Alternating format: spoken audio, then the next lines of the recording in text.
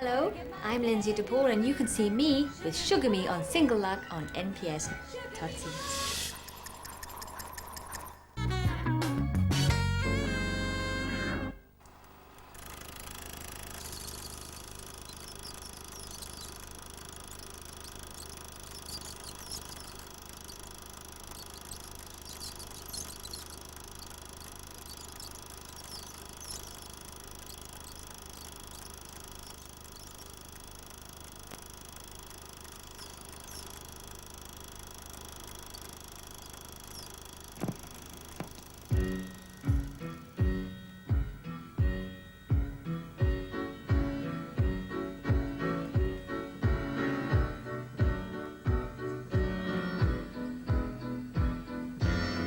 One for you and one for me, but one, pardon me, comes to three.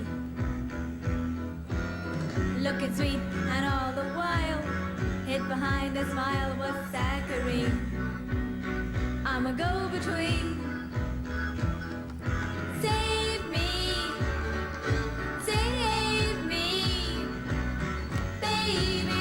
baby, sugar me. I gotta get my candy free. I mean, I walked off the street with my jeans out of my £8-a-week flat and my little acetate under my arm, and I went straight to the big man at the top, Gordon Mills, and they signed me in 3 days. And then 3 weeks later, the record was put out. And 3 weeks after then, it was #1 everywhere. It was so fast.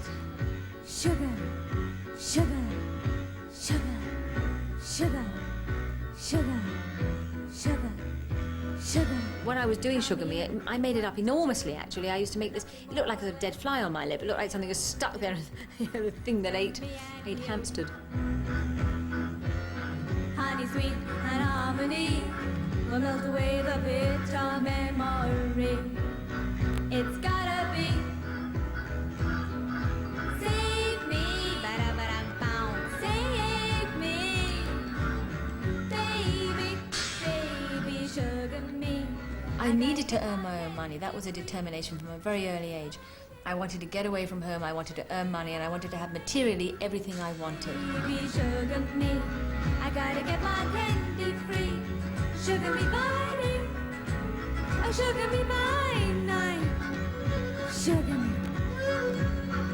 sugar me, sugar me, sugar me. It was 1972, it was the end of Flower Power. We were going into a new era, the era of glam rock, which I thought was a great era. It was an era that I emulated. I loved Mark Bolan, I loved all the acts of that era. I liked Gary Glitter and Sweet. And Lynsey was the female equivalent.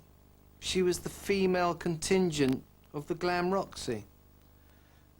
She didn't wear sparkly, spangly things, but she had the boa, and she had that kind of Carnaby Street image that was still pervading the music of that time.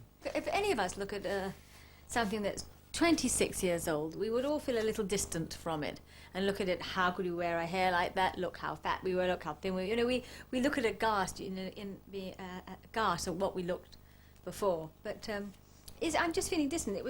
I think it was me, or it was I rather. And when I see myself with Paul McCartney and Mark Bolan and everything, you know, it's very strange in a way. Well, here is the actual sleeve from the single.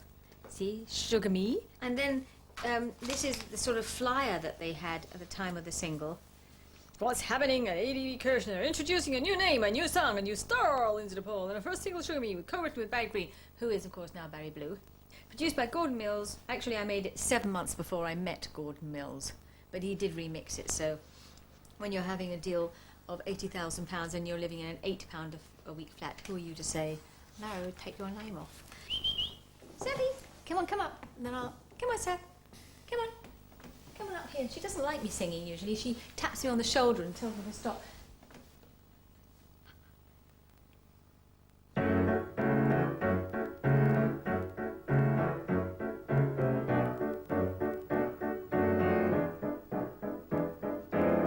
One for you, and one for me.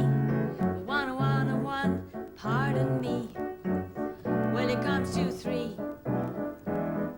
There was no set formula. Sometimes I would come up with a title, or Lynsey would come up with a title, or she would come up with a riff, or... I used to play guitar badly, which actually helped because I would do things like the riff in Sugar Me is dum, bum, bum, bum, 3 notes, and I can play that great. So that worked, and you know, she would develop it, and she's probably a better musician than I am, technically. We were professional songwriters. I wrote probably 3 songs a week with myself or Barry or Ron Roker or somebody else, and we just sat down and wrote, and that was it. We were songwriters. We just wrote songs like you would write a letter. I used to go in at 9, 10. We used to have a coffee and we'd discuss what kind of songs were happening on the charts at the time. This would be late 60s, early 70s, probably 70, 71. And we would try and write something that was similar to whatever was the hit at that time. And it never came out the same, ever. But we were songwriters, we weren't performers, so we had to write for other people. We only became performers by default, because no one was cutting our songs, so we ended up doing them ourselves. Do-do-do, do-do-do-do, and we got that verse going, and then when it went da-da, da-da, da-da-da-da, that would be just do-da-da-da-da-da. What actually happened was we were singing shooby-doo-ba-day,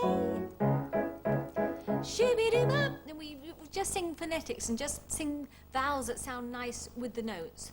And I think Sugar Me took about a day and a half to write, and we were singing shooby-doo-ba-day, and we said, let's try and keep the words as near to those sounds as possible. And it came out Sugar Me by day.